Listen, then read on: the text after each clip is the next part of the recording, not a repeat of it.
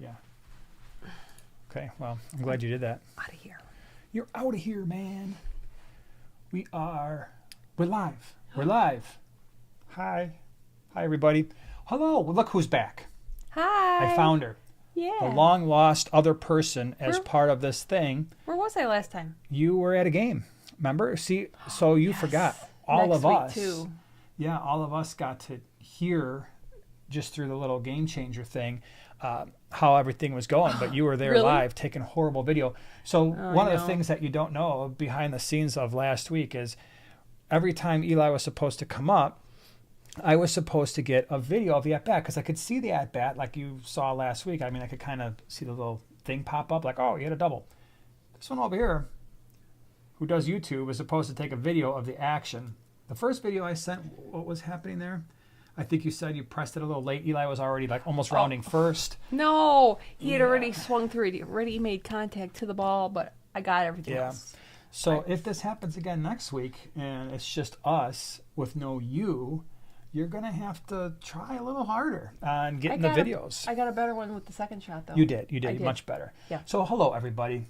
We're glad you're here. It is Wednesday, Happy 8 Wednesday. p.m. Central Standard Time. Glad you're here. We don't have a topic planned for today because we just don't. We'd rather just answer your questions for today. Hopefully you wrote them down, and we will hopefully get as many answered as we can. So things that are going on this week, video-wise, I did a video of a cichlid garage fish room. That's cool. It was pretty cool, and I left out some details, and I want to get to those in a moment because I didn't think to add those details in, but remind me about the garage fish room tour. It was pretty cool. So that was Monday, and then today on the SmallScape, your channel, you did what? Well, I did why attached plants are way better than planted plants. Yeah, I disagree with that, but you know what? I It's know. okay. Hey, It's okay. It's a certain look at the two different types. It is. And why people, you may like the attached plants better. So I agree. Okay. I agree with that, but I still like the planted plants better. do you really? So I'm going to do a video. You've never done anything Friday's with any video. plants. I know, but Friday's video. My response to the SmallScape. Planted plants are way better. We could start our own responses to how many of you have watched that one? Reaction videos to each other's videos. I wouldn't watch it. I wouldn't watch it either. Like, man, I can't even edit this thing. So that was today on your channel. Members only video came out today because tomorrow I am going to be out and about. So we did that. Friday, I've got a product review for you, something that a lot of people have asked me about over the last few months, and I just never got around to doing it. Really? And so Friday, I got around to doing it. So you'll see that Friday. Saturday on the SmallScape, you got something, right? Or, wait a minute, you do have something. What do we want to do on Saturday? I almost forgot. Do we want to try to do a live stream? It's been so long, and everybody really liked the Saturday morning because a lot of people can make that time and not make this one. Yeah, at least live. So Yeah. I think what we'll do is Saturday morning at 9 a.m. Central Standard Time, we'll do a live stream on the SmallScape. So if you're watching this on the replay and you don't normally get a chance to check it out on a Wednesday evening, well, maybe if you're up and about Saturday morning, or I guess for people who are further away, like maybe over the Atlantic, it would be in the afternoon. So I think we'll do that Saturday. So that's the story there. Things coming up in a few weeks. June the 26th, we have the green water swap. And then after that is Dallas Aquashell. First week of August. Hope to see as many of you there as possible. Now, before I forget, because I was almost going to forget, the video I did on Monday, which was the cichlid garage fish room, it was really cool. I couldn't do like a normal, like if you're doing a fish room or a fish store tour, you can usually do a panning thing.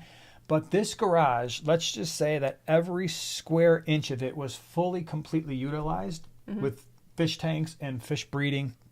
So there was no panning. It was basically like when you see me, like halfway through the video, I'm interviewing the Shane, that's his fish room, and I'm kind of like off into like the side, and he's kind of looking through the pothos. That's basically like where we had the space to do it. Cool. I have never seen an area so well utilized with so many fish tanks, and it wasn't like, don't get me wrong, it wasn't like horribly cramped or anything, but it definitely, you had to maneuver through there, but it was really cool. And the interesting thing is that garage fish room is in Florida, just like the cichlid barn was when I did that video, because it's a series of videos where Grant took me around and showed me all these different fish rooms. And that one, because it was in a garage, obviously you're dealing with the Florida heat, but the garage generally stays reasonable. So I think when we were there, it might have been, I don't know, maybe low 80s in the garage. And then it was like the fish tank water was relatively comfortable for the fish. So it was pretty cool. Pothos were everywhere. So when you see that video and there's like pothos over here and pothos over there, it was the best use of pothos I've ever seen in my life. He said at one point there in the video that the pothos is 40 feet long. Oh, wow. Yeah, so it's a one-car garage, and the pothos wraps all the way around, top and bottom, throughout the entire thing. So I thought that was cool. It inspired me to want to do more pothos in our fish room and just basically have a big jungle fish room. Up your pothos game? I want to be careful how fast you say that. Up your pothos game, yeah. So it could sound like an insult. I mean, really? Yeah. No. I mean, if you didn't add the game up in there, yeah. Before I forget here, Jeff says, guys, volume is low, hard to hear. Wow. Does anybody else think that it's hard to hear? So let me see, because I Let's get a haven't consensus. done anything. Did you change the volume? I did not change the volume. This is where it kind of usually is. Yeah, we're usually here. So volume is pretty much the same as it always is. Let us know if it's lower than usual or anything like that. And then Wendy. Sounds fine. No. Okay, sounds good here. All right. Okay. So maybe, Jeff, just crank up the electronic device as loud as you can. Sound great. Volume is good. Okay, good. So, yeah, Wendy, I noticed you had a question even before the live stream started, and I thought it was a good one, so I wanted to address it. And your question was you had 2 Severums that were 3 to 4 inches that you were thinking about putting in I think it was a 60-gallon. The problem was it was planted. And I think WhipsWorld addressed this as well. I agree with Whip in that your plants will most likely get shredded by the Severums. That's just typically what they do. You asked about the 40-gallon breeder. We've had a breeding pair and a 40 breeder for a long time. No issues there. So temporarily, until you get your 75-gallon set up, I don't think you're going to have any problems, especially because you said they were 3 to 4 inches. No big deal there. And then when you get the 75 up, it's up. The Severums don't grow like crazy fast. I would say they're average growers. So I don't think you have a whole lot to worry about. Cool. Yeah. Yeah. 603 Fish, thank you for becoming a primate, prime time partner. Appreciate that. Very cool. And thank you to Wendy for being here. Dave's got to work tonight, so Dave from He does. Iowa, he's working. So Wendy's holding down the fort, at least for right now. Thank you for that. Let's see here. What do we got going on? Steel Waves. Love my new limited edition Primetime Aquatics t-shirt. This one? Yeah, thank you. Appreciate it. Cool. So, Wendy, you got yours too, Wendy? Yeah, I think she said mentioned that last week. She was going to save it for the 4th. Oh, nice. Yeah, so I don't know how many we have left, but the idea was it was like a Memorial Day, 4th of July, Labor Day thing, but I don't think there's too many left. No, we're almost out of one of the sizes, and I want to say it's large or extra large. Okay. So we're getting low, but thank you very much for everybody who ordered the summer version of the Primetime Aquatics shirt. Yeah. Appreciate that. Chris G, remember, I need a plane ticket to Dallas. Ha, ha, ha. Yeah, we drive. So if you get a plane ticket, you're going to be getting there a lot faster than we do, or at least a lot more efficiently. Griswold's. Yeah, we have a lot of stuff to take with us because we take the shirts, we take other things, we take children and all the luggage, and it's just easier to drive. We're kind of on our own schedule that way. So that's what we do. Yeah, that's what we do. Did you have something you wanted to say? No? I don't think so. Carissa says, Primetime Aquatics, I received my Primetime Aquatics t-shirt today. Well, that's cool. Thank you. Appreciate it. That's awesome. I'm dripping all over myself because the first couple times I drink that water, it drips all over the thing. Again, great water bottle, horrible design, at least on the sippy, drinky part. What? All right, so Fish Fan, 20-gallon long, says, we both look sunburned. Why do you think that is? Yes. So why?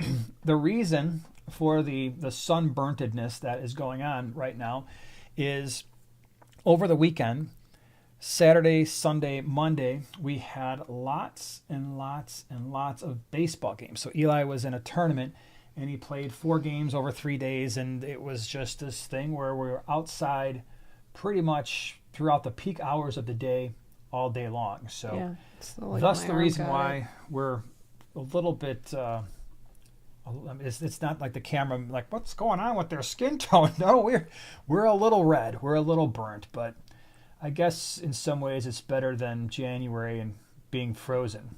Maybe, kind of, sort of. Sure. All right, yeah, I think that works for sure. All right, let me see here. Hold on, I saw something that I wanted. Oh, Jaclyn. Okay. Jaclyn got her shirt.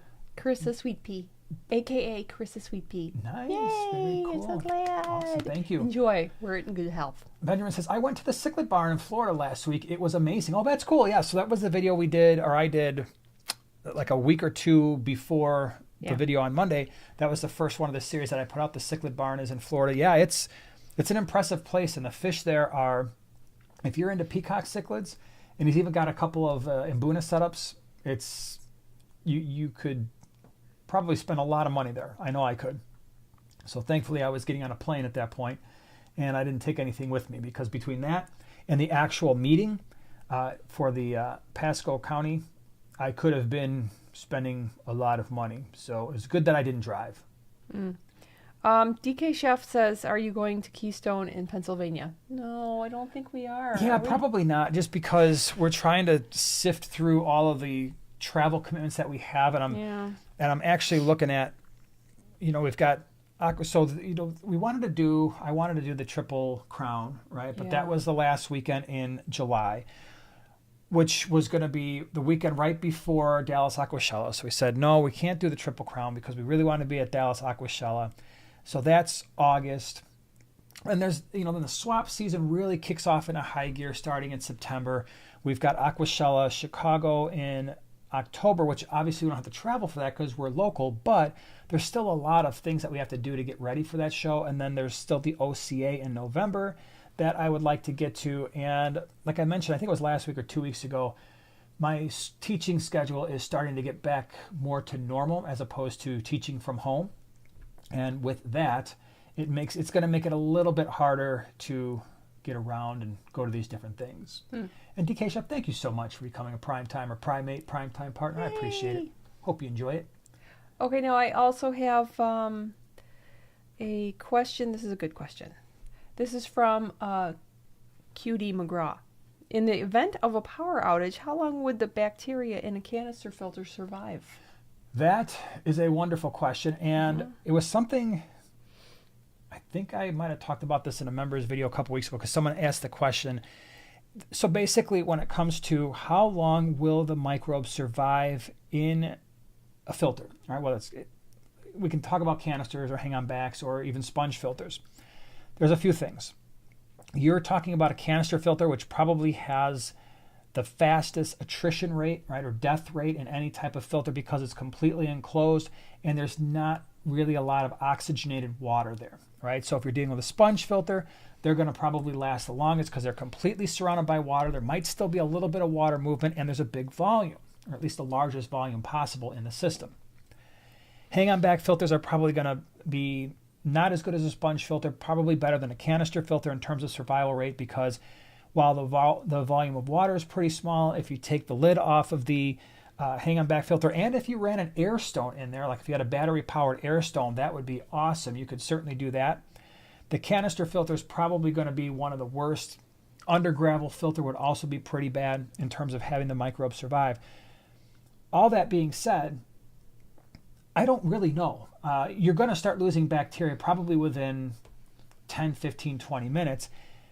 But the rate, it's not so much when do you start losing the microbes, it's the rate at which you lose them. And that's going to be dependent on a few things. One, the dissolved oxygen in the tank to begin with. 2, the stocking levels. 3, the amount of plants you had in the tank before the filter went down. So as an example, let's say you have a 75-gallon tank, you're running, or let's just say it's a 125, you're running a canister filter. That seems like a pretty reasonable setup. You're running your big FX6, but let's just say it was crazy. You had just started, the tank was cycled, but all you had in there were a couple dozen Galaxy Raspborers. That was it.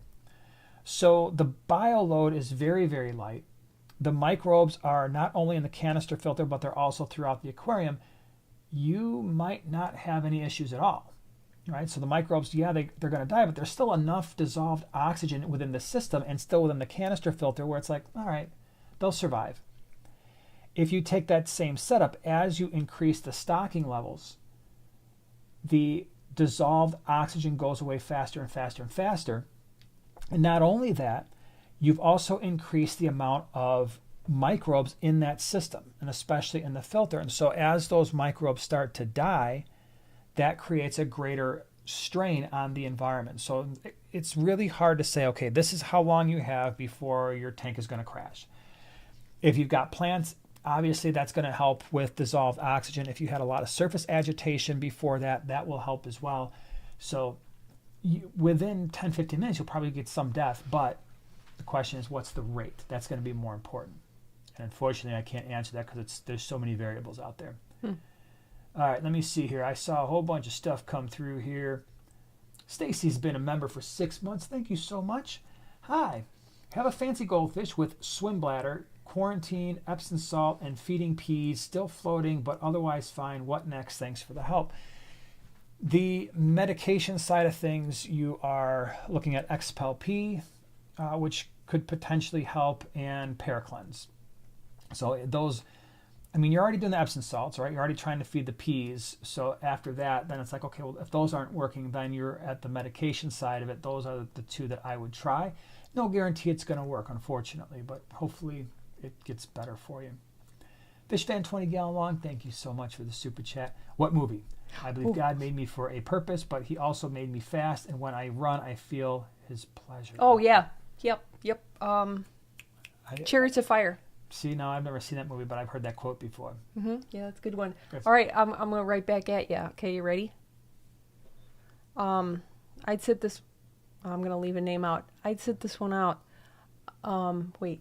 Oh, I would have to do multiple ones. You want a minute to think about that? I'd sit this one out. Those guys are basically gods. There's only one God, ma'am. And I'm pretty sure he doesn't dress like that. I think most people are going to get that one.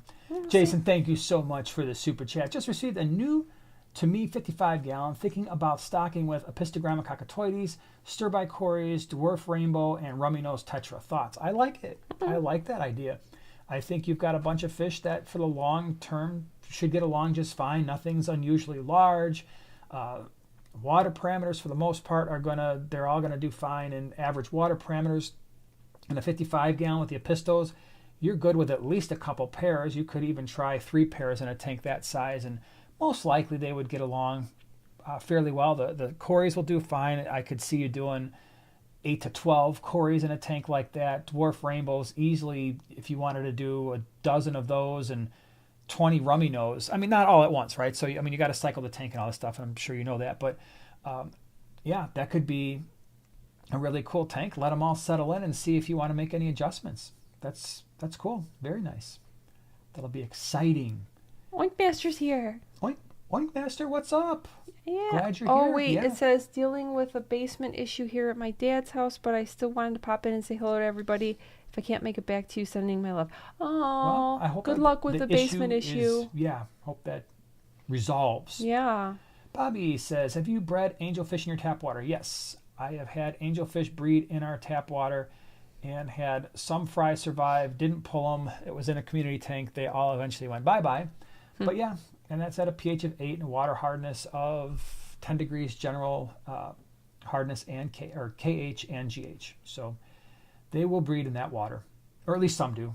I'm not talking about the wilds. The wilds won't, but a lot of the store-bought ones they do. And we have a lot of people in our clubs who breed angelfish like crazy and in our water parameters. B101 said Avengers right away. Yeah, yep. We got Too two Cooley more. For Schooly Avengers. Yep. Yeah, we knew Rock it. on. That was a Great pretty quote. easy one. Yeah, well, no. It was an easy one. You're gonna have to be more advanced next time. Yeah, I could do a real advanced one that nobody would guess. Yeah, well, that's boring though. I know, right? So good job on not being too advanced. I changed my mind.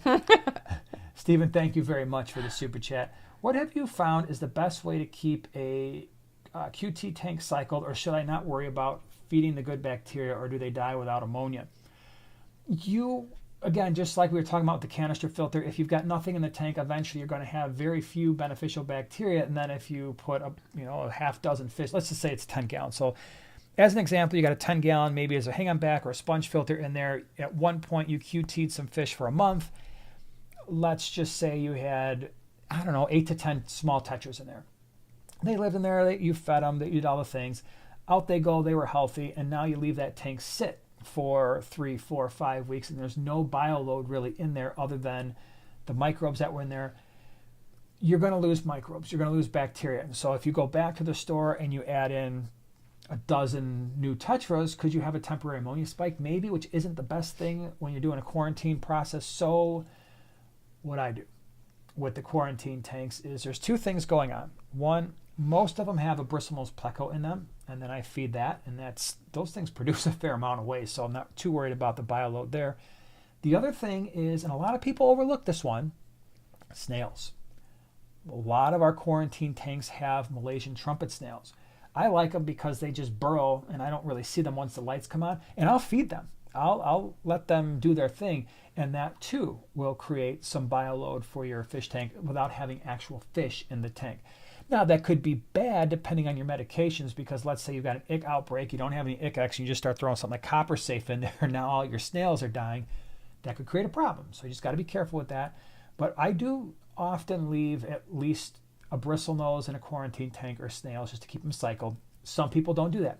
Some people will take the filter that they were using for their quarantine tank, put it back on one of their established tanks, let that run, and then pull that filter out and put it back in the quarantine tank when they have fish. That's a good way to do it as well, because then you're still getting the microbes populating that area based on the bioload of your display tank or of one of your tanks that are up and running.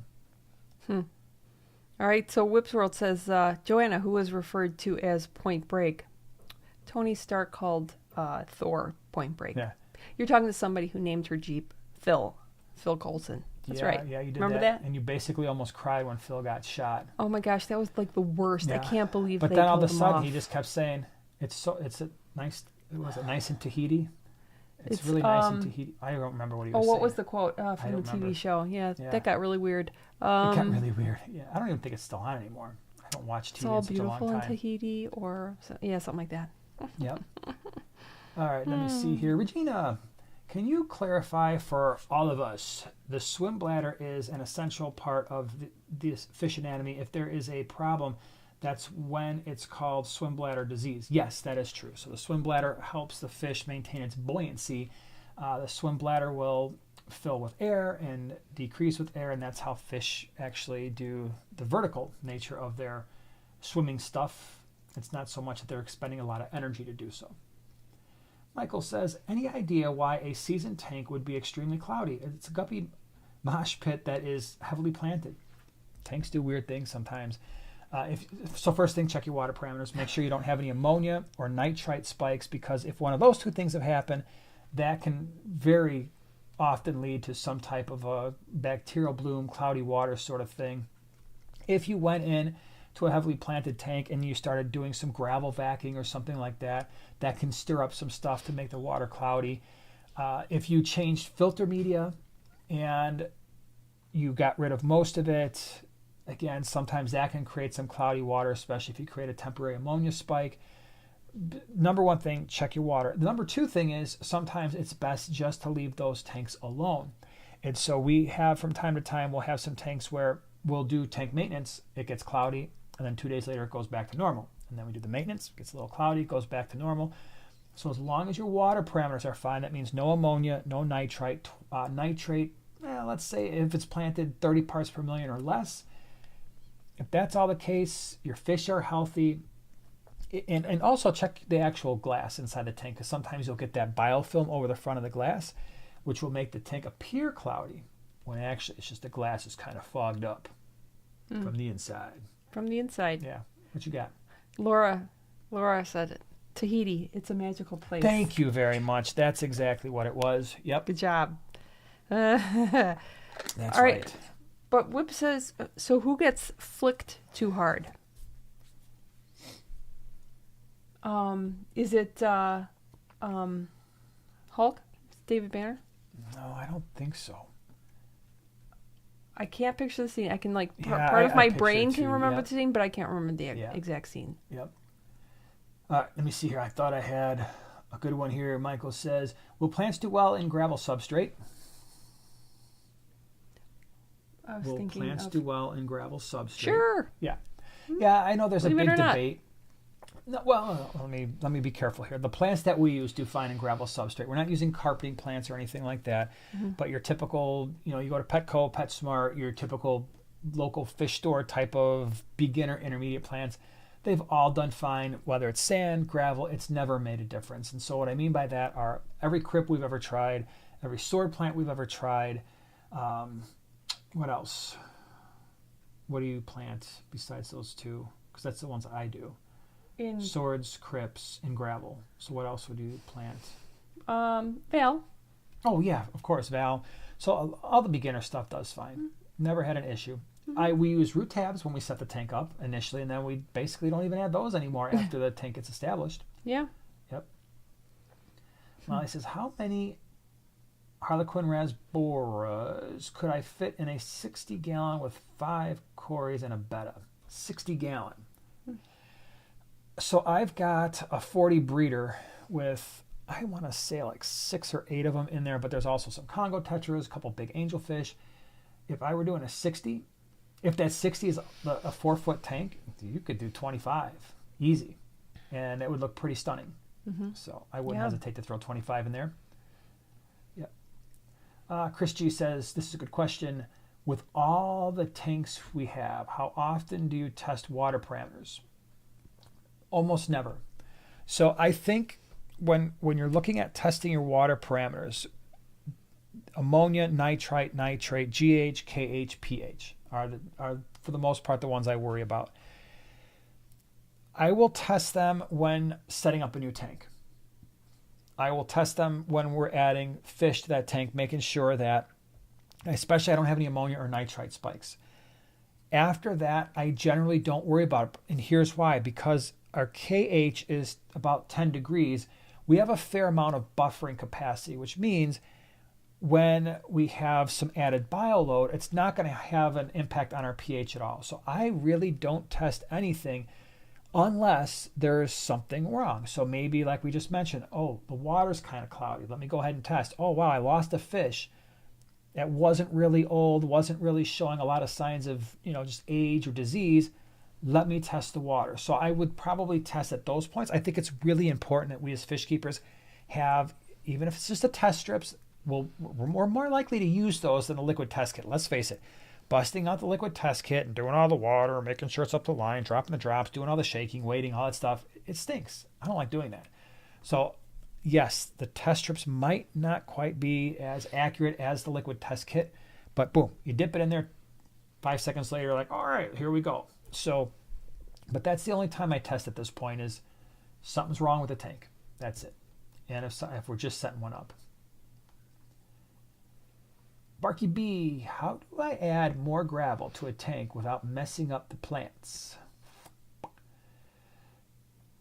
Well, you're going to mess up the plants, unfortunately, I think, because you just have to be careful that you're not actually burying the stems of the plants, which could cause rot and then kill the plants, right? Jungle Val would probably be a little bit more resistant to that. Obviously, you got to be really careful with any type of anubias where the rhizome was already close to the surface of the substrate, because if you bury that rhizome, the plant's going to die. Crypts, again, if you bury those things too deep, sometimes they will also die back on you. So I would just be careful. Try to add the gravel in areas where maybe you don't have a lot of plants right now. And over time, as the plants grow a little taller, maybe it will just kind of even itself out. But once you got plants in there, it's a little bit hard to do stuff with the substrate. The flicking was from Thor 4. That sounds funny. Thor 4, the trailer. Oh, I didn't see that. So I'm assuming that has something to do with Star-Lord. Yeah, it could be. That Seems could something be like Star-Lord would do or get. Robert says, I keep hearing bloodworms and brine shrimp are not very nutritious. Are frozen still considered better than dry pellets? I'm feeding 4 to 6 inch clown loaches. Whenever it comes to feeding fish, variety is great. Bloodworms are extremely nutritious. Frozen brine shrimp a little bit less so. They don't hold quite as. I should pause here too. We have to be very careful about what we're saying is nutritious, because when it comes to human diet, we tend to think of our macromolecules, right? We tend to think of carbs, lipids, right? Fats, protein. And sometimes we carry that over into the fish world, think, okay, as long as they're getting their calories, that's the important thing. But when it comes to nutrition, a lot of people, and when it's even for diet for self or diet for fish, forget about the vitamins and minerals that are found within the foods that we feed. The prepared foods have vitamins and minerals infused within the food. The problem is a lot of those vitamins and minerals wind up in the water column when you feed. And so if the fish don't eat the food right away, it pretty much starts as soon as that food gets wet, the vitamins and minerals that were contained within the food start to disperse throughout the water column. Doesn't happen as much in a pellet because obviously you've got more volume inside, packed in that surface area. Flake food, it happens much faster. It's not going to happen as fast in the frozen what I call real foods, right? Brine shrimp, once living things, brine shrimp, bloodworms.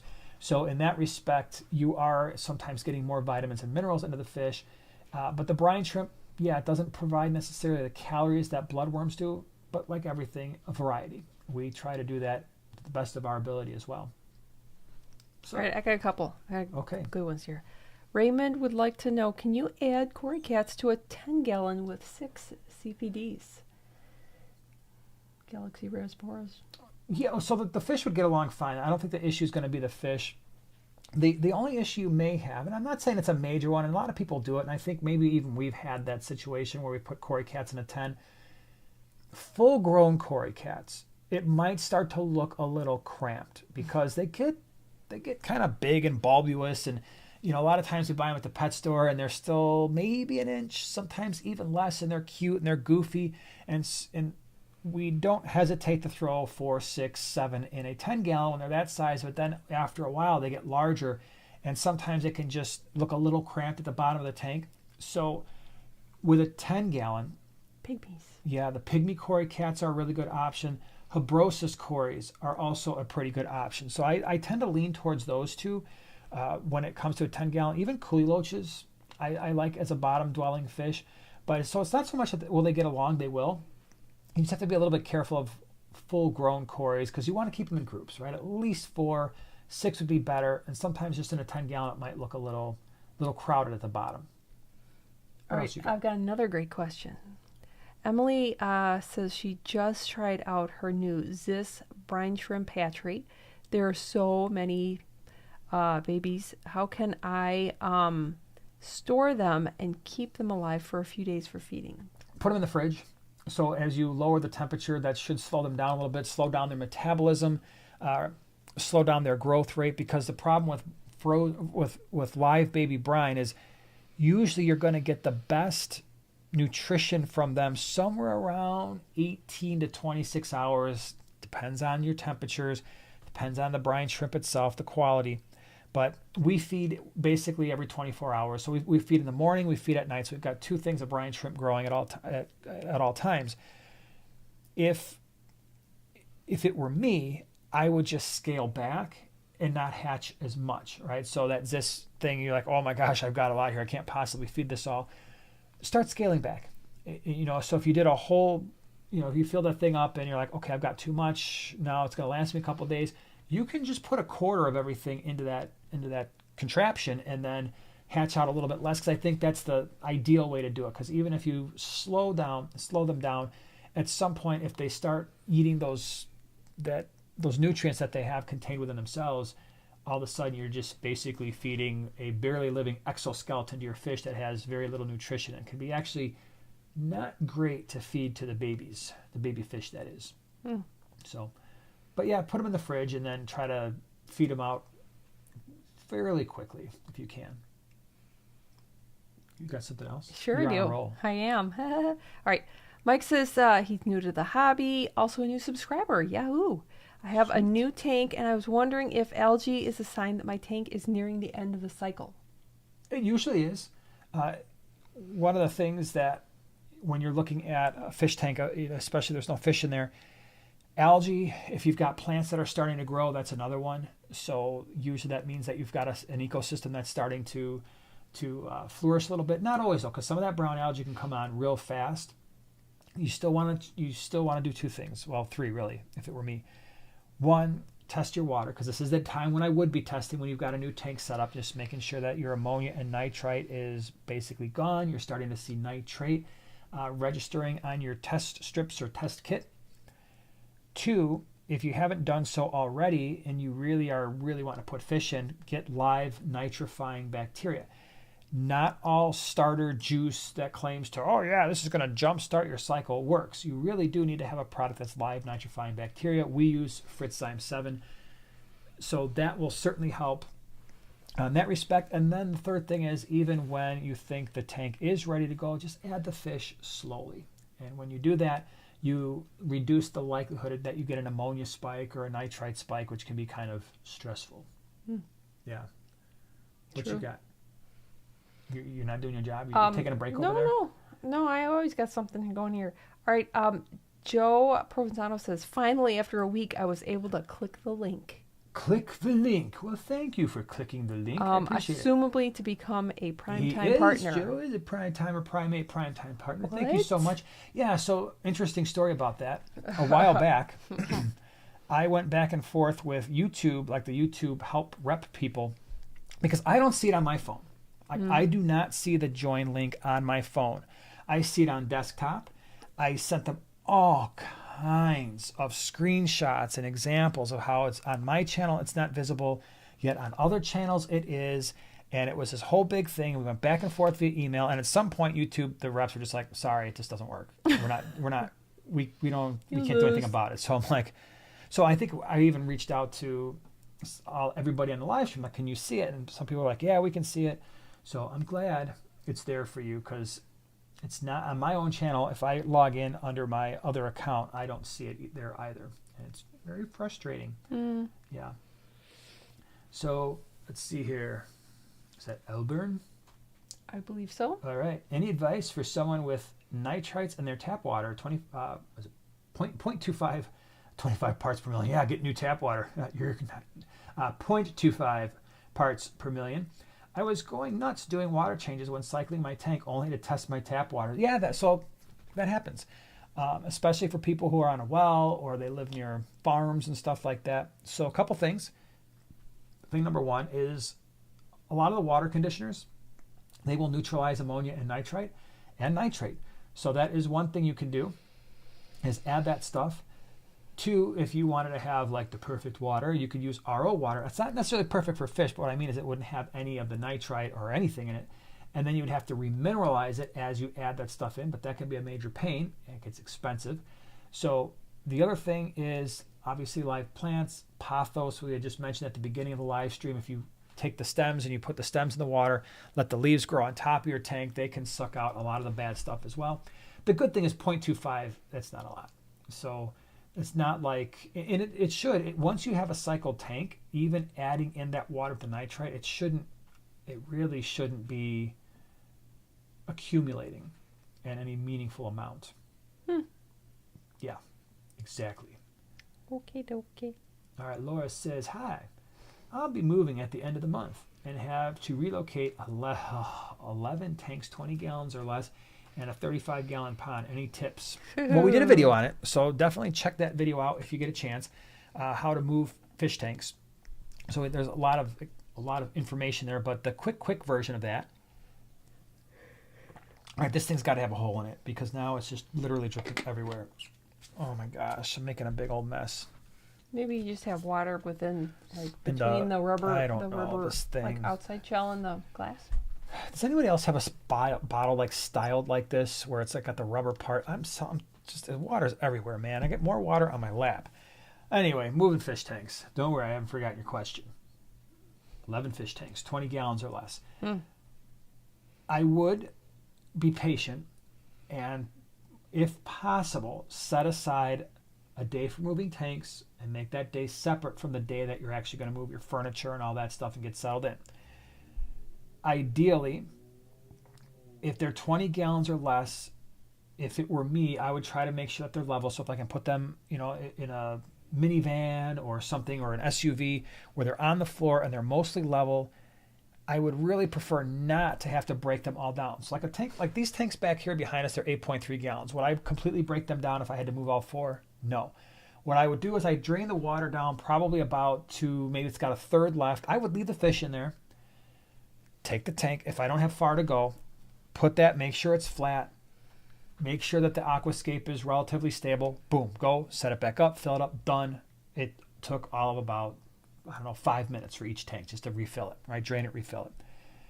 If the aquascape is unstable, I would just remove the stuff that's unstable, but same thing, I would try to leave the fish in there and try not to stir up a whole lot of stuff, right? Because if you start stirring up the substrate and the water gets really, really cloudy and there's detritus everywhere, that's going to be a mess. If you can't do that, then it's a matter of, okay, am I going to have to catch out all these fish, put them in a 5-gallon bucket, or I've got a really long drive, and if I empty these tanks out and there's only a third of the water left and I leave them in there for 10 or 12 hours, I could have a problem. I could start losing fish because of a lack of oxygen. Then you might want to start thinking about, okay, should I pull the fish out? If you got sponge filters in the tanks, that would be great, because then I would hook them up to a battery-powered air stone, throw the cycled sponge filter in a bucket, put the fish in there, and go with that. Or a tote, right? So maybe you and another person can take a 20-gallon tote, put the fish in, move them, and then put them in the tanks. So 35-gallon pond, that's not horrible. I mean, I think, what is ours, 55 gallons? It's a little bit smaller. Again, that's something where if it's like the real heavy-duty plastic ones, I'm not emptying that stuff out. I might have to take some of the rocks out if I've got rocks and stuff in there, but I would empty it out to about a third if I can and see if I can move it that way. So, that's what I would do. Yeah. Lynn says, I have fought Blackbeard algae forever. Ugh. I just see this battle where Lynn's dressed up Right. like a medieval warrior. I know. And a With helmet sword. and a sword and Every day. like a jousting pole. Battle. It is phosphates. You've identified it. Got some phosphate remover, added CO2, and the plant's going nuts, and black hair algae or blackbeard algae or whatever is dying. Excellent. I like it. You battled it. You fought. Bravo. Yep. I could see her just pacing back and forth in the living room like Braveheart, right? Or like Lord of the Rings. Yeah. We will not give up. We will fight the Blackbeard algae. Phosphates, you are mine. I love it. Okay. Sure. Very cool. All right, let me see here. And orangutan. Assuming there's enough room in the tank, what would be the best tank mate options for African dwarf frogs? I need some of those in my life. They're so funny. So the challenge that, at least that I always had keeping African dwarf frogs with fish, it can be done, is feeding, because they eat exceptionally slow relative to basically any type of fish that's in the tank, especially if you've got any bottom dwellers in there like Cory cats or crazy coolie loaches. So I would prefer to have fish that are slower, not crazy. Like I kept them at one point. We had guppies in the tank. That was a disaster because I had to literally go in there and make sure that the bloodworms were going right next to the dwarf frogs so the guppies wouldn't they would eat everything so much faster than the dwarf frogs. So what about something that stays at the top, like killies or something? Oh, no, I don't think I want to do killies. They would probably pick on the frogs. Would they really? Even the little killies? tiny? Well, no. I'm talking the little clown killies. I don't know. They're still fast though. You still I have don't to. think they really match like yeah, I in don't the same know. tank, but I don't know. I'm drawing a blank on what I keep with dwarf frogs that aren't going to pick at them, that are going to give them a chance to eat, that aren't so small the dwarf frog would eat them. So I'm like, oh yeah, some of the rasboras are cool, but then I would worry about the rasboras going missing at some point. I think that the dwarf frogs would love shrimp to be in the same tank with them. No, they wouldn't. No, you know what I mean? They would love it. Yeah, they would love it in a bad way. Sure, put them in here. So, we'll watch them. I don't know. I just like to keep the dwarf frogs by themselves. Really? By themselves for the most part. Maybe I would do... What could you do? Something small. Maybe... I guess some of the smaller, like neon-sized tetras might work, possibly. But you still might have to feed the dwarf frogs, like hand feed them. Regina, thank you for the super chat. 40 minutes of awesome advice, and on super chats? And no super chats. And no super, oh, no. On? No, I can't see. My vision is getting worse. And no super chats? Thanks, J&J, you're the best. Well, thank you so much. I appreciate Thanks, it. Regina. Thank you. You're awesome. Yeah, Lynn, victory is mine. It is. It is. Regina's a rock star. Yeah. Cyrus, how much Burchardis and Julie's in a 40 gallon? Well, here's the thing about the Burchardis. If you have at least one male and female, they are going to, at some point, most likely overrun that tank, and you'll have a bunch. So if you love Burchardis, and by the way, if you really like the Burchardis, check out the daffodil varieties. Neolampologus pulcher is the name instead of the Burchardis. They are Burchardis-like. They get the same flowing fins, but they get a lot more color to their body. They get a lot of yellow, which can look amazing. But if you want to do the Burchardis and you want to do the Julies, you could easily start with 4 of each and then just let them do their thing. All right, let them breed. The problem is going to be sometimes with the Burchardis is they start to overrun a tank, and what happens is they'll have a batch of fry, which can be quite large. I mean, you could easily get 30, 40 fry. If most of them survive, and they're not all going to survive because the Julies will probably pick some of them off, but the ones that do survive, now not only do the parents protect the new batch of fry that comes in next, but so will the juveniles, and so they get a little interesting. I've got a group in a 37 gallon, and they just breed like crazy. Now, if you don't want to deal with that, if like your heart's just, it's like, I think I like the Burchardis, but you weren't stuck on them, check out the Cyprichromis. So Cyprichromis leptosoma, we did a species profile on them. Cyprichromis leptosoma have an insane amount of color.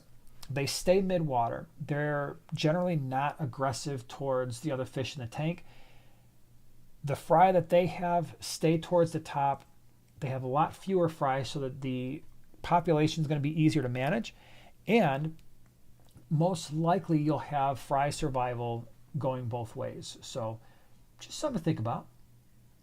DK Chef, what about cardinals? For the dwarf frogs, yeah. Again, that's probably the direction I would go, something like that. Faux show. There was a question here. I don't know who had it, but you received some moss on some metal grid, and you wanted to make sure it was okay to put it in your tank. Yeah, that's. I think that's frequently sold on stainless steel, and that does not rust or anything. But if you're concerned, you can always pull it off and tie it to something else, like a rock or some driftwood. And then it'll eventually kind of attach itself to the stuff. Yeah. And it'll be okay. Mm-hmm.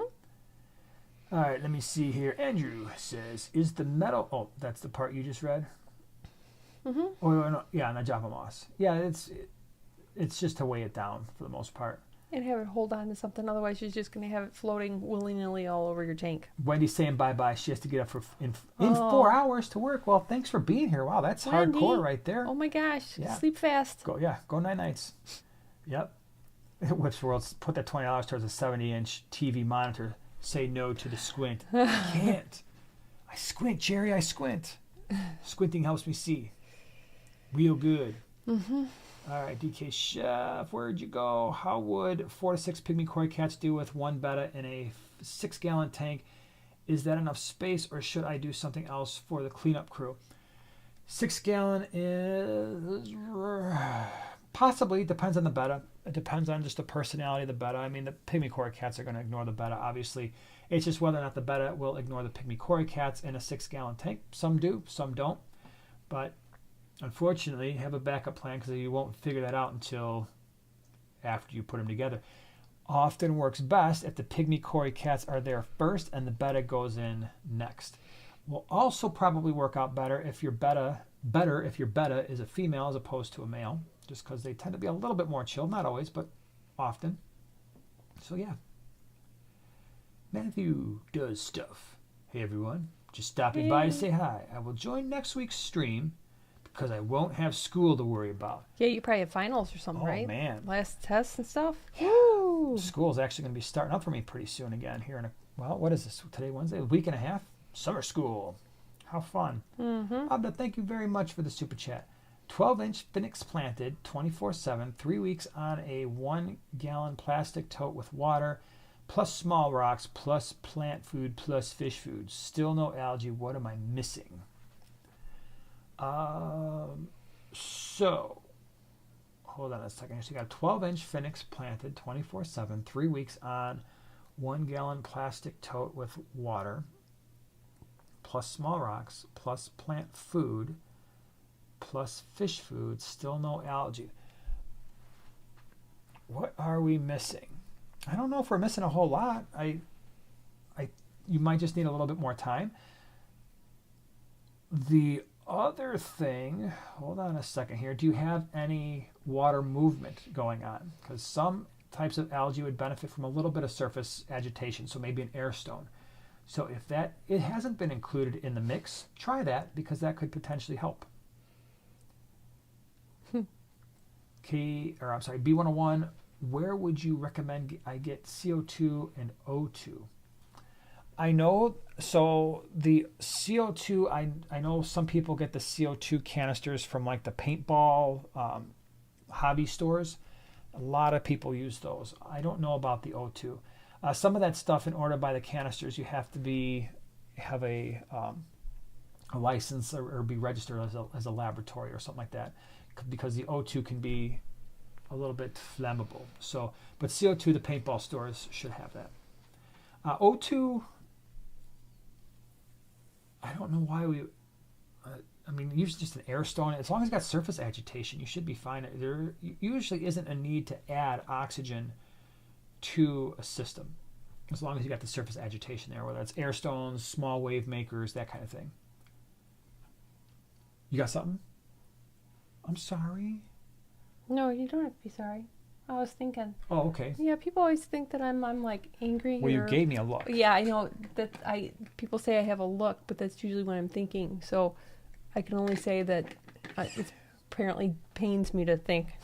My mom would always say. Anyways, let's see. Oh, do you watch Stranger Things? So you used to? I watched the first. I think I did see all 3 seasons. I love the first 2. Third season was okay. And then I got rid of Netflix right after that, or maybe I only had it for that.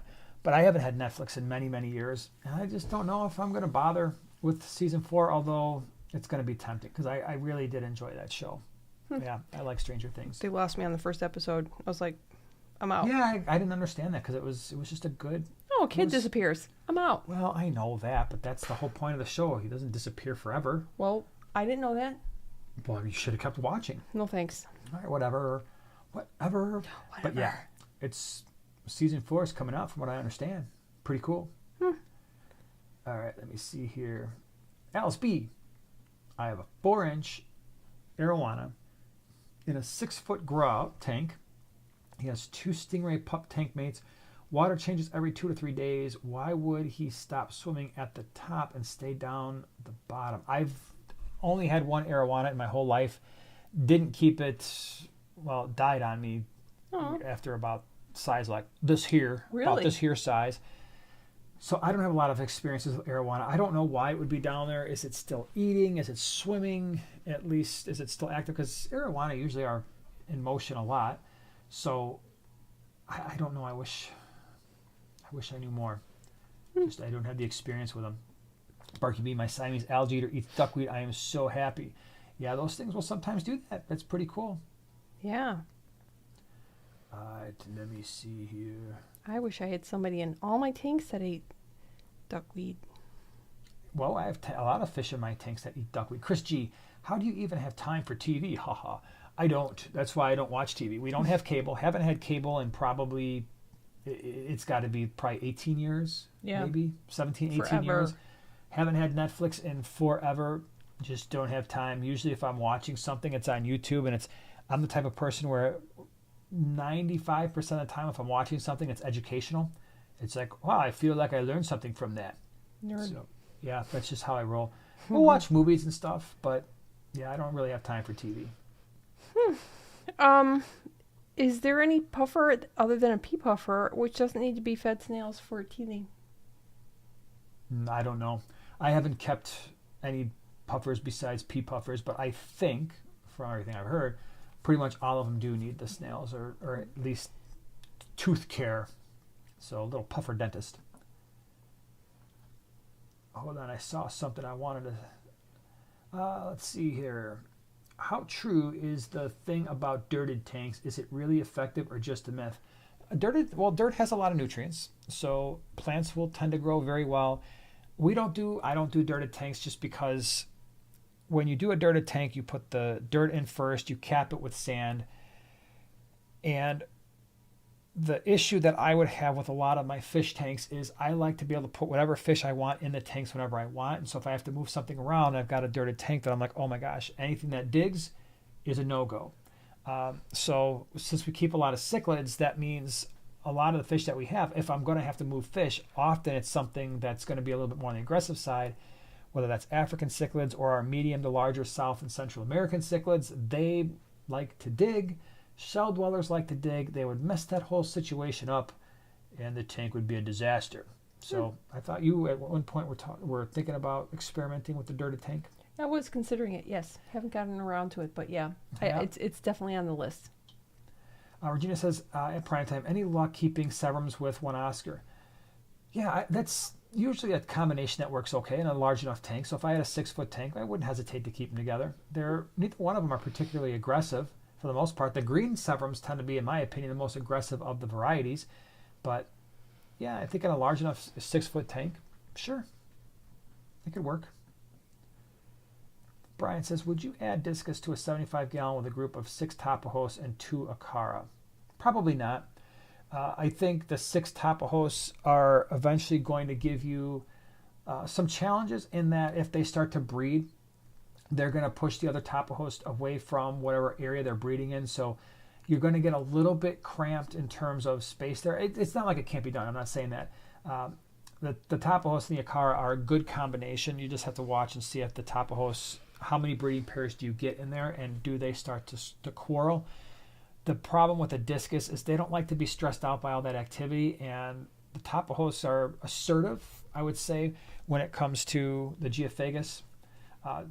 The Cara aren't so much, but yeah, I don't know if I would mix them. And also the discus get pretty tall, and so I think I'd want at least a 90-gallon. So the 90-gallon is basically the 75. It's just taller.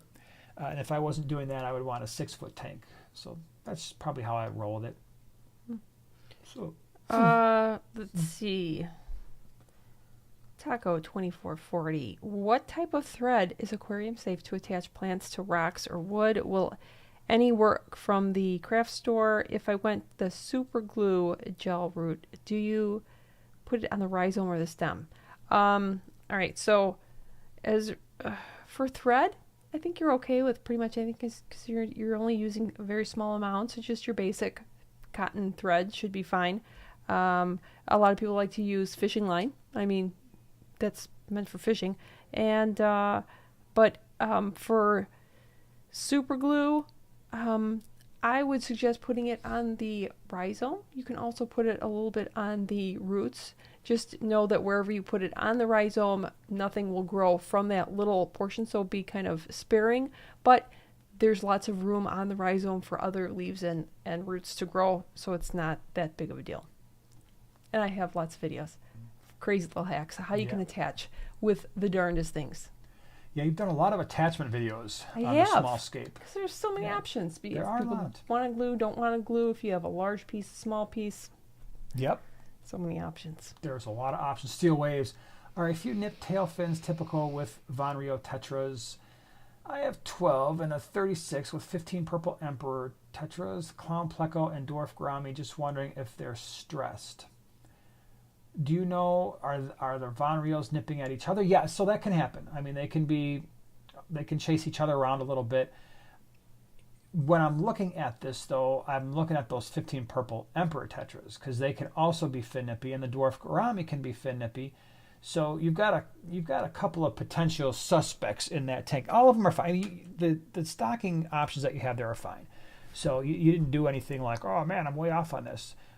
But it can happen. So tetras sometimes just like to chase each other around, as long as they're not getting torn apart, like, oh my gosh, half the fin's missing, or you see that, you know, some are getting bullied, then it's probably okay. But just keep an eye on the emperors and keep an eye on that dwarf ground. Just make sure that they're minding their own business too. All right, Louise 500 for 16 lampi killies, 5 clown killies, shrimp, and nitrite snails would be okay in a 20-gallon long high aquarium. Right, say that again. 16 lampi killies. Okay. I guess there's lampi. No, okay. 5 clown killies. Okay. Shrimps. Yeah. And nitrite snails in 20-gallon. Size-wise, yeah. I don't know what the lampeyes are going to do. They're going to eat the baby shrimp for sure. Most, will they leave the adults alone, or will they start picking at those too? Because the killies get a little bit curious sometimes. So the only red flag for me is the shrimp. I'm not saying that it won't work, especially the adults, but the babies are going to go missing. David, thank you very much for the super chat. Hi, Jason and Joanna. That's you, by the way. I have about a 5-inch cichlid and 2 3-inch cichlids. Can I put them in one tank together? Depends on what they are.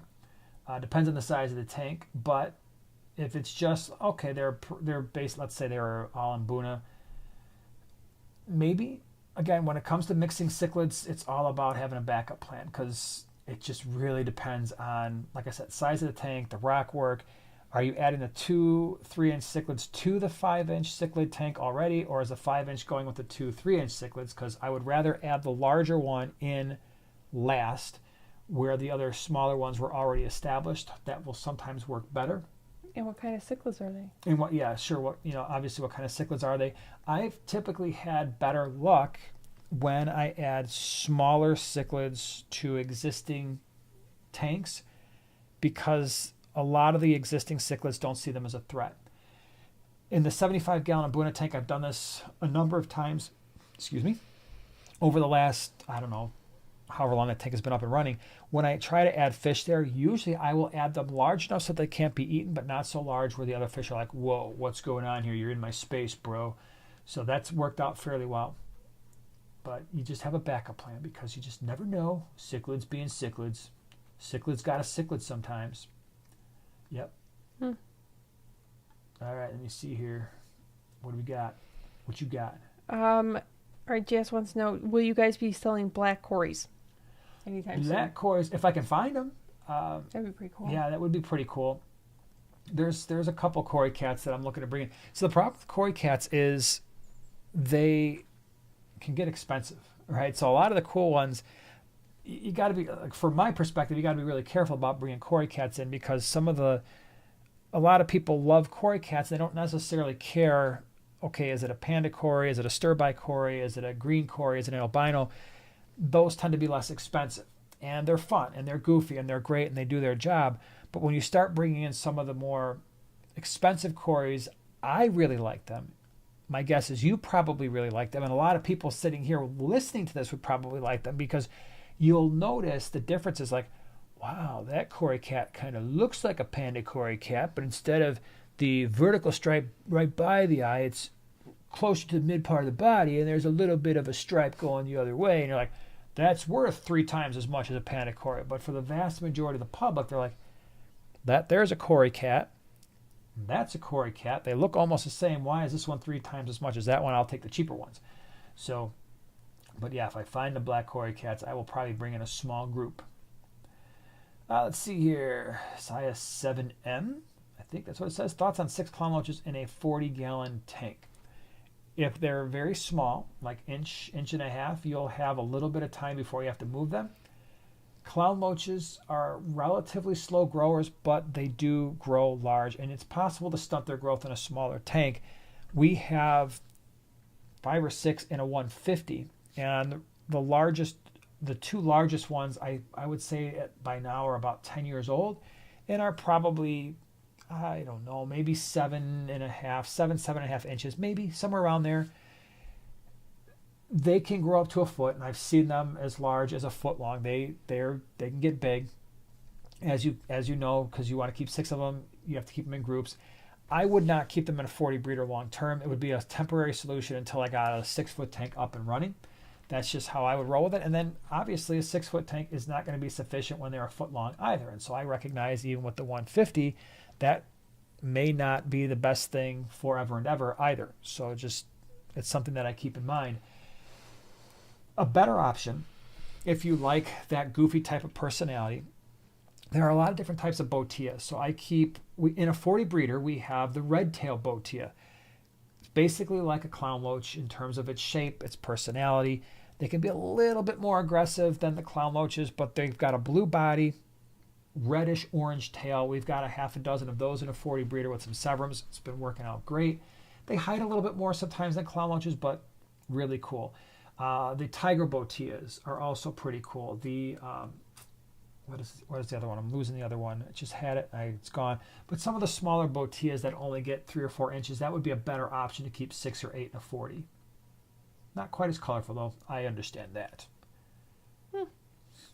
G35. This is a good one. Species tank only. How many neon tetras in a 55-gallon? How many? Neon tetras would you do in a 55-gallon? Oh, which kind of neons? Whatever. Just imagine they're green neons. I'm thinking he's talking about regular ones because they're better. Oh. That's so mean. Well, you can think whatever you want. It's not right. She likes green neons. I love green neons. How many would you put in a 55? I would probably put, oh gosh, in a 55? Yeah. I don't know. At least 25. Maybe 25 to 40. You're so conservative. I know. I'm thinking I'd throw 150 in there. What? Easily. Yeah, I would throw 150 in there because you're doing species only. You just want a big splash of color.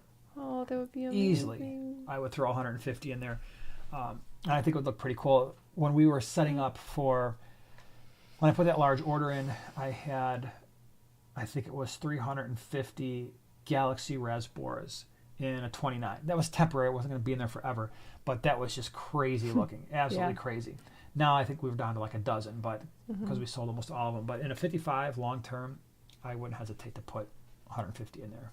Yeah. Yep. That'd be beautiful. It would be. Bob, thank you very much for the super chat.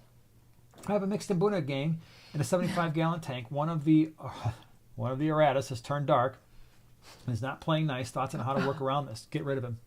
That's how you work around it. I hate those fish. I hate them. Wow. There are a few fish that I hate. Harsh. Yeah, I really hate those fish.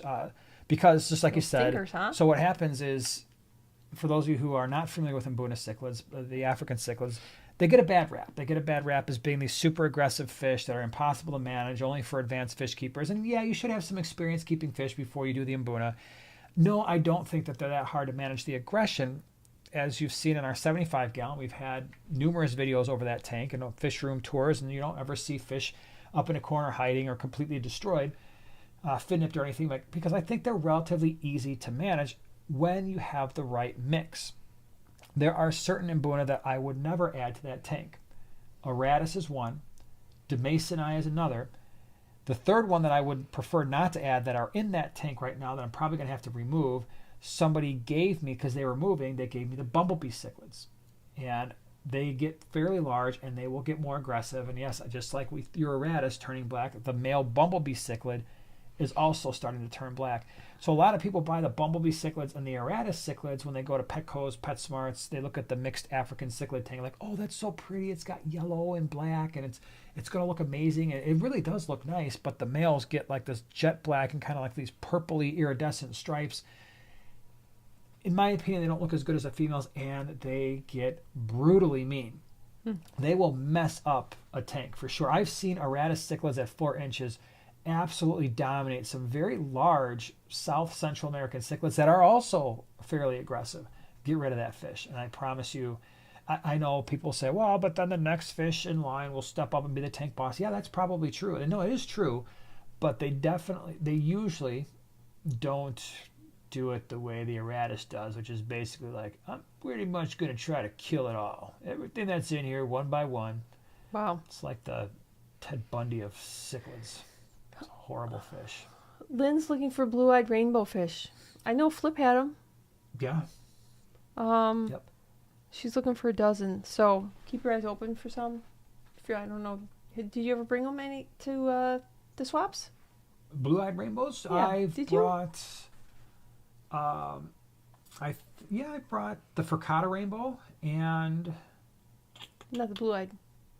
Well, they've got blue eyes. Well, I know. I know, but they're not the blue-eyed, yeah. Right. But, yeah, so I brought a few, but not the blue eyes. If I see them, I will... But yeah, I was check just 'em on out. Flip's site, and I want to say that was today, and yeah, I You think go on he a had lot them. of sites, you know that? I go on Flip's. Yeah. I'm kind of a stalker. I am so glad they don't like track. Matthew says, did they miss my comment? Probably. Just leave it down below. We'll try to get to it. What's his name? Matthew. Matthew says, Matthew. did they miss my comment? Question? I think so, because I just well. scrolled up real fast and I didn't see anything. But leave it down again and we'll try to hit it. Mm-hmm. Answer it. MNC Aquatics, the status his head went in with my male dovi. Okay. I think that was a conversation with somebody else. Chris G, Bumblebee Cichlid is a doll. Females are. Yeah, the males sometimes get a little not nice. Danica Aquatics, what up, fish people? Sup?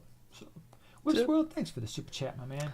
Aww. Thanks for yet another fun stream. I have no question. Pizza, pizza, pizza. That is all. Thank you. Appreciate that. You know what I had for dinner today?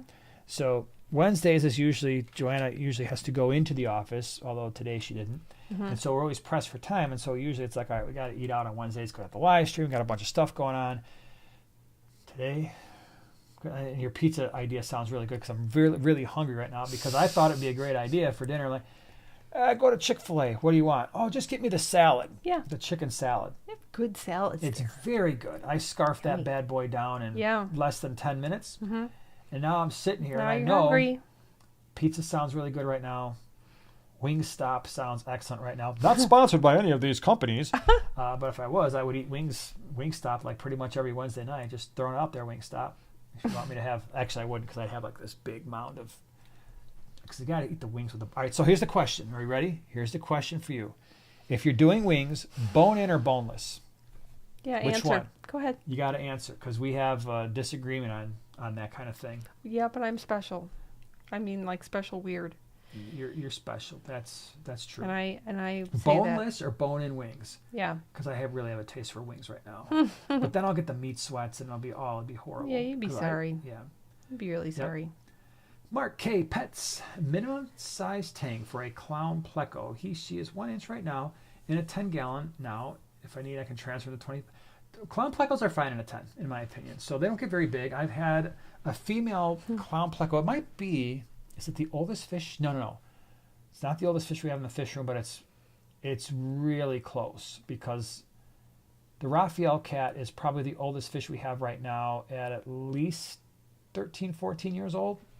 The clown pleco's got to be closing in on 8 to 10 years. I don't remember exactly, but yeah, clown. So anyway, my point to all that was it's in a 75-gallon, so it's got plenty of space to grow, and it's still tiny. So I wouldn't hesitate to keep a clown pleco in a 10-gallon for its life.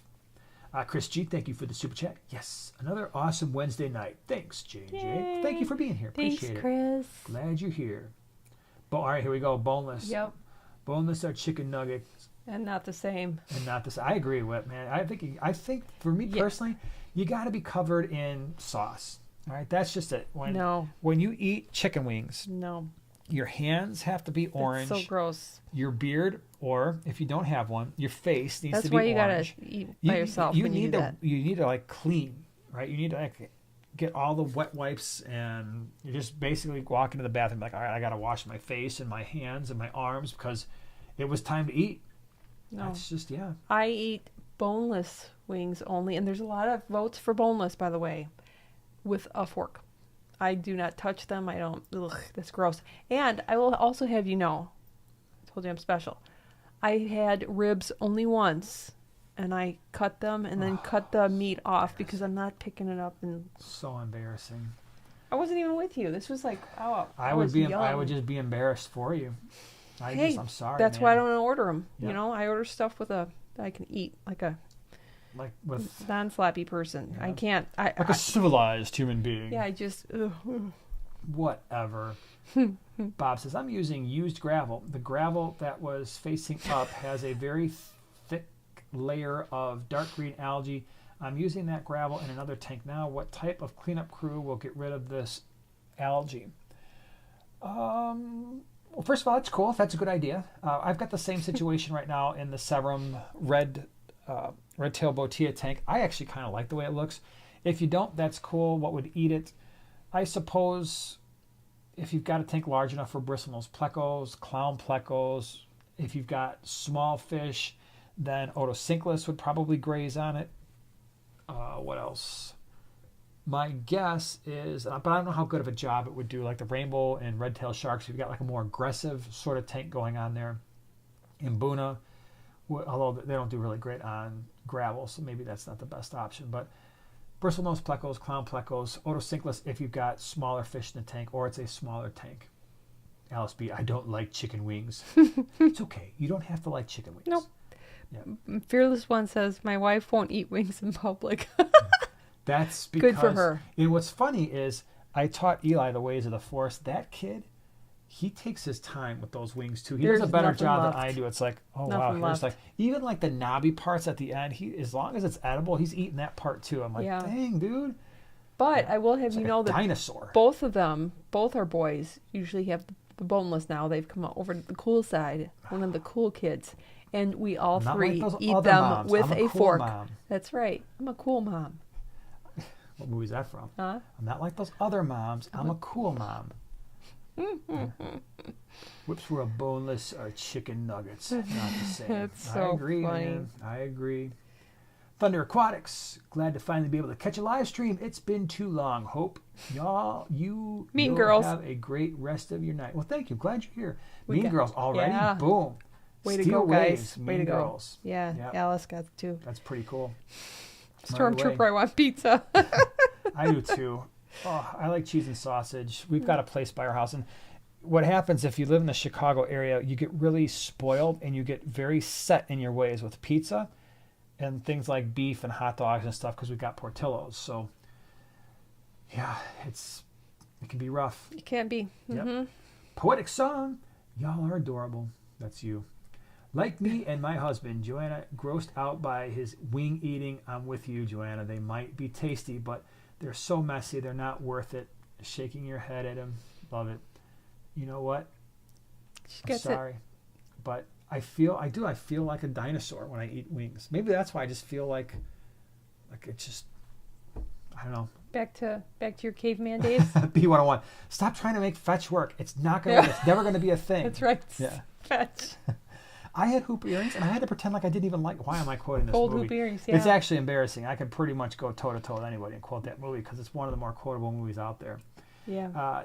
Yorls, fishes, 5 blood parrots, 3 electric blue acara, 1 firemouth in a 55-gallon with 3 hang-on-backs. Am I good? Pushing the limit. The blood parrots probably, because they're gonna get big, and they're really big and active, and there's a lot of them in that tank. The electric blue acara are fine. The firemouth is fine. The fish are probably getting along just fine. I wouldn't expect to see too many issues.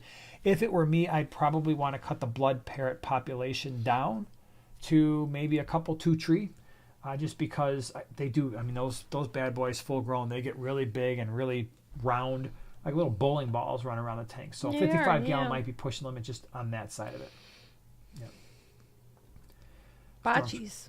Bocce's, I don't know what that is. No, mom and pop sandwich shops. A man could put on some serious weight if he's not careful. Yeah, the Chicagoland area is definitely geared for food. Yeah, there was a place in Pennsylvania we went to. It was the best. What did I have there? Was it You're gonna have to find. Was it Italian baseball, sausage? We're gonna have to ask Bobby, like before we lose track of her, like what that place was called. There was an Italian sausage. It was Italian sausage, right? It was in Pennsylvania. Was it? Yeah. It was the best Italian sausage I ever ate. I could have eaten one of those things like every 5 minutes for the rest of my life. Interesting. Yep, it was that good. Let's see here. Danikin says, we are down to a month and a half until Triple Crown. Does everyone have some tank space for the auctions? LOL. I wish I was going. And that's probably another good reason not to go it's because on the bucket list. Yeah. It is. I just think it's going to be a success. I know it will be, and it's going to be awesome. And I am very jealous of all of you who are going. I think when they see what a success that is, there is no reason not to continue to do that, and probably even have more than just the Triple Crown, and maybe add in some other ones. I mean, could you imagine doing that plus like the OCA, Ohio Cichlids Association? It'd be like this huge festival of fish. Yeah. It'd be crazy. Mm-hmm. It would just be crazy. Mm-hmm. Let's see here. Carissa says, Joanna, I'm with you. I even eat ribs with a fork and a knife. My husband would at least. I do this. Yeah. We're both cool weird. That's one way to put it. Cool weird is definitely a way. That's right. Yep. See? Way to go. Aaron says, that's too much. Can't watch now because of the rib situation. Don't blame you. Yeah. Don't blame me When a you're bit. eating ribs and chicken wings, you have to commit because there's nothing else you can do. You can't really touch anything. You're trying to hold your pop. I always feel so bad. So at one point, wasn't it, and this is why they probably stopped, but at Wingstop, you would have to go to the lady to have your cup refilled. Remember that? Well, you got your hands filled with like nasty chicken wing sauce, right? Because you're just, and then you're kind of, I'm trying to grab the thing like this and drink, but inevitably you get the chicken wing sauce all over your cup. And then that's when I move tables. I'm you like, have I'm to out of go here. back to the lady and be like, can you refill this? Because I'm thirsty. But the thing is just nasty, and I can't imagine like people who have worked there for a while, just like, whatever, okay. Now my hands are full of wings too. But like new people are probably like, No. I'll just get you a new one. Yeah, throw that out there, But buddy. then they put the drinky thing back in the place where people could refill it themselves. And so now the part where you press all the buttons, that's all nasty. So It's not. it's got sauce everywhere. It's it's all slimy. You have to wipe it off just to see, like like the pop machines where you get to press all the buttons. All right. Yeah. Enough. I'm There's getting so much grossed out. sauce. Ugh.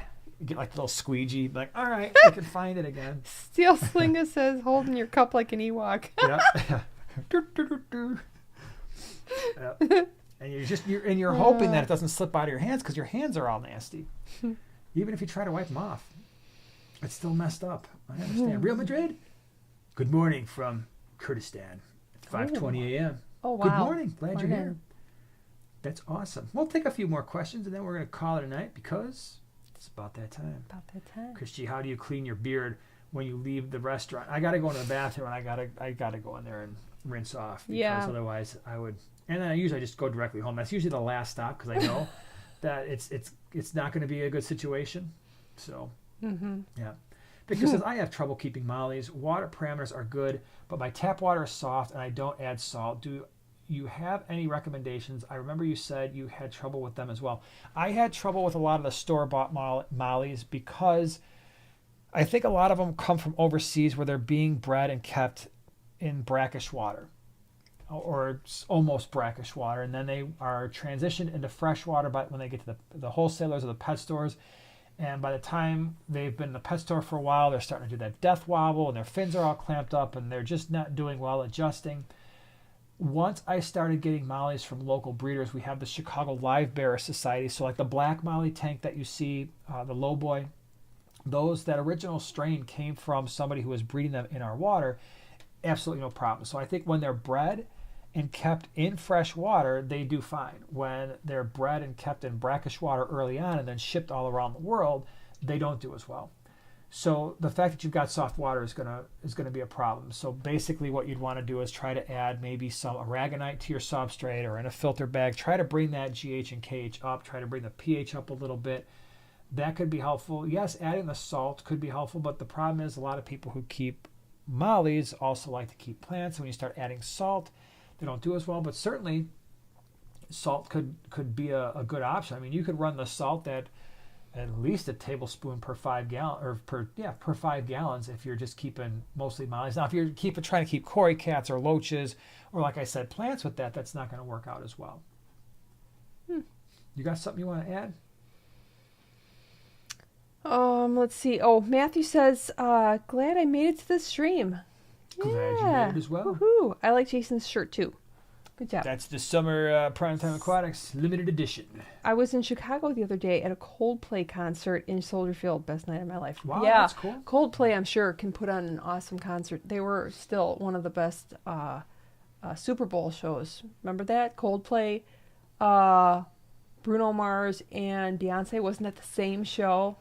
I don't remember that at all. Probably because I was zoned out waiting for the game to start again. It was amazing. Way better than, like, Maroon 5. Whatever. Remember Ted that one? Steele. No. It's horrible. Hello there, guys. Awesome. Thanks for sharing your knowledge. I have 3 cichlids with eggs in their mouth. I had moved them from the main tank into a 40-gallon tank by themselves. Will they be okay?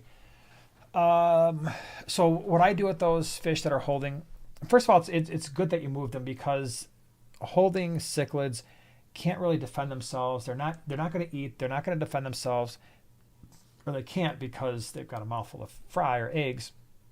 They're usually going to hide. They're usually stressed out. So I like to move them to their own tank. So what I usually do is I will move a holding female to a 10-gallon tank by herself, let her spit the fry, let her hang out with her kids for a few weeks, feed them, get the weight back on them before they go back into the main tank. Since you put 3 of them in a 40, what you're probably going to want to, unfortunately, what you're going to have to do is, as soon as the female spits the fry, probably going to have to remove the female that spit the fry out, because she might get very, very aggressive with the other 2 females that are still holding. Maybe not, but that very well could be the case. And then as the females spit the fry, keep removing them. The problem is then you got to put them right back in the main tank, and if the males want to breed with them again, they breed right away. They could lose a lot of weight. So just kind of be aware of that. All right, let's see here. Victor, you guys are great. Helped me through starting this hobby. Well, I'm glad that worked out well. Thank you. All right, everybody. I think we're going to call it a night, because it's about that time and it's getting late. So, again, thank you so much for all the super chats and everything. Thank you for being here. Thank you to Lynn and Wendy and Whip and Dave even for stopping by. And Whitemaster was here for a while. Thank you so much. Appreciate you being here. We will be back, or at least I will be back next Wednesday, same time, same place. You might have a kids' baseball game to go to. Yeah, unless it rains. So hope for rain for next Wednesday. We hope you have a great weekend, and we will see you next week. Bye.